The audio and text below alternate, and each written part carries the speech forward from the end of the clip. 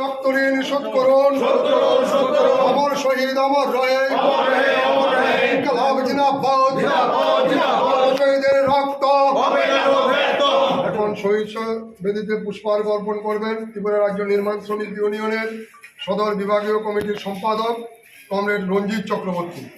ইনকলাব জিন্দাবাদ, স্মরণে আপন মরণে রক্ত ঋণ শোধ করুন। তুমিও বুঝো না, তুমি আর কথা বুঝো।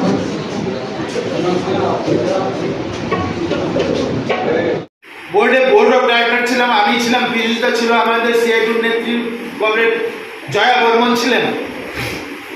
আমরা যেটা বলতাম সেটাই ফাইনাল, এটাই চূড়ান্ত, এটাই সিদ্ধান্ত।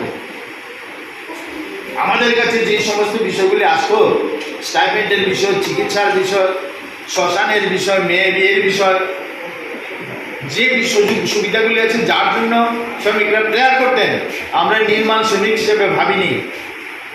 এই প্রকল্পের মধ্যে আপনারা অনেকে আছেন, এই প্রকল্পের মধ্যে অনেকে ছিলেন দিনমজুর, অনেকে ছিলেন পৌরকর্মী, গরিব মানুষ অনেকে এই প্রকল্পের মধ্যে অন্তর্ভুক্ত ছিলেন। আমরা দলবাজি করিনি, কংগ্রেস কে করে কে বিজেপি করে, তখন বিজেপি ছিল না, কেউ অন্য দল করে, কেউ সিপিএম করে কিনা আমরা এগুলি দেখিনি। গরিব মানুষ প্রেয়ার করেছে, আমরা ভোট থেকে পাস দিয়েছি। এখন বোর্ডের অবস্থা খুব খারাপ। 1,05,000 ছিল বোর্ডের রেজিস্ট্রি, ছিল কার্ড ছিল, বেনিফিশিয়ারি নিযুক্ত হয়েছিলেন 1,05,000। 2018 সালে যখন সরকারের পরিবর্তন হলো, তখন তারা সরকার এসে বোর্ডটা ভেঙে দিলেন। আমরা তো বোর্ডে নেই, এবং বোর্ডের মধ্যে বিএমএস এর